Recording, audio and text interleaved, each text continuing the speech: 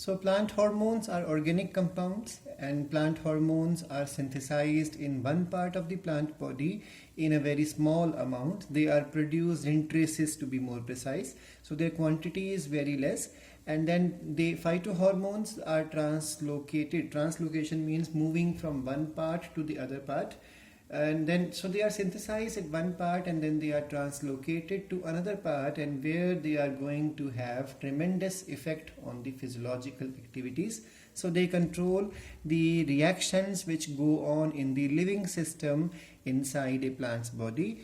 And these hormones are chemicals, so they may be they may be derivatives of tryptophan. It's an amino acid, if you remember, and then from tryptophan they are modified into indole compounds. We'll be learning about them in detail.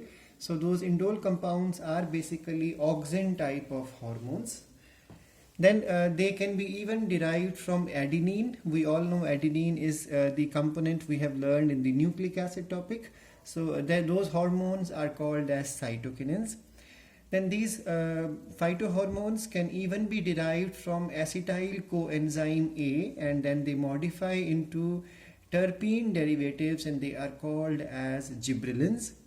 Then it is even possible that they are derived from mavulonic acid or xanthophyll. That means they are derivatives of carotenoids and they are called as abscisic acid.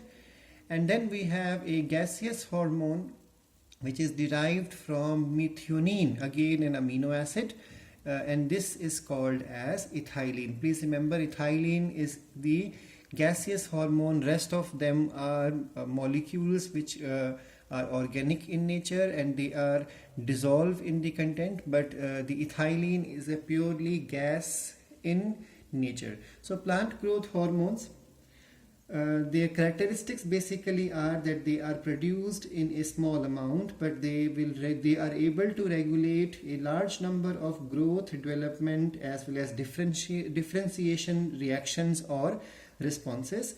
The same plant growth regulator may produce a different response in different organs. So it may cause one type of effect in one portion, the other type of effect in the other portion.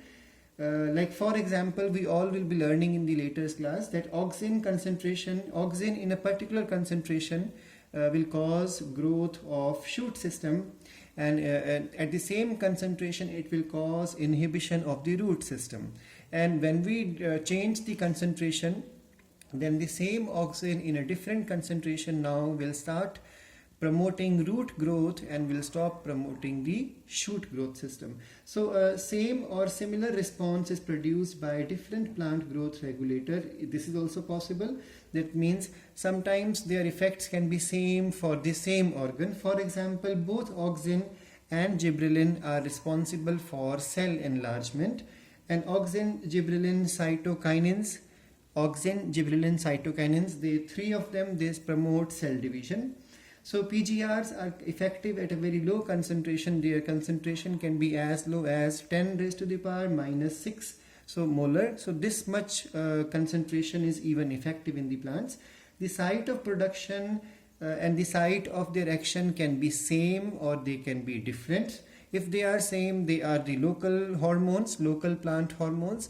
If they are transported to some other places, they are called as translocated hormones, and they may be synthesized at more than one place in the same plant.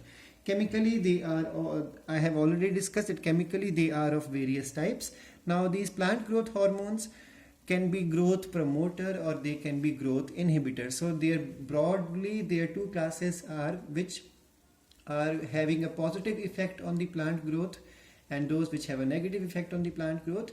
So generally auxin, gibberellin and cytokinins are considered as the three plant growth regulators which are growth promoters. So they have a positive effect in the growth and development of the plant overall.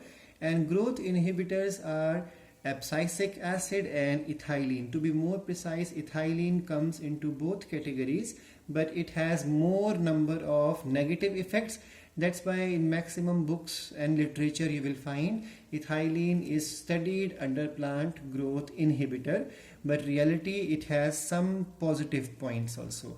So these hormones are of various type. Let's start with the first one.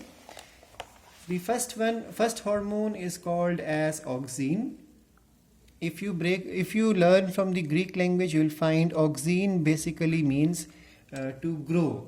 So that's why this name also became auxin, because this is the first plant growth hormone to be discovered, and it was called as auxin because scientists found that this hormone is directly involved in the plant's portion to undergo growth. That's why the name introduced is auxin hormone. So auxin hormone are weakly acidic phytohormones with unsaturated ring-like structure, and they have even side chains which are acidic in nature. And this hormone promotes elongation of shoot system and also involved in other physiological actions. For example, root growth to start, vascular tissue to be developed. Then we all have learned in 10th class regarding geotropism, hydrotropism. So tropic movements of plants are also controlled by auxin. It also controls growth, formation of axillary buds, flowers, fruits, etc. So this was the first plant hormone to be discovered, and it occurs in all plants body portion, and their concentration is higher in those areas in plants where activity or growth activities are at greater concentration.